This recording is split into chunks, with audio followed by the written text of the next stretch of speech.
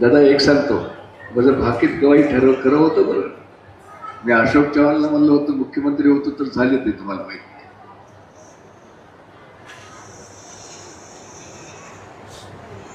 आणि अतिशय जबाबदारीने बोलतोय प्रतापराव. दादा मी 15 वर्ष दिल्लीमध्ये होतो. दिल्लीचं सेंट्रल हॉल तुम्हाला माहित आहे. दिल्लीच्या सेंट्रल हॉलमध्ये देशाच्या पूर्ण राजकारणाची चर्चा दिवसभर होत असते. जेवढे राजकीय विश्लेषक आहेत ते सेंट्रल हॉलमध्ये राहतात आणि राज्यांच्या राजकारणावर आणि देशाच्या राजकारणावर चर्चा करतात. काही माझे मित्र आहेत.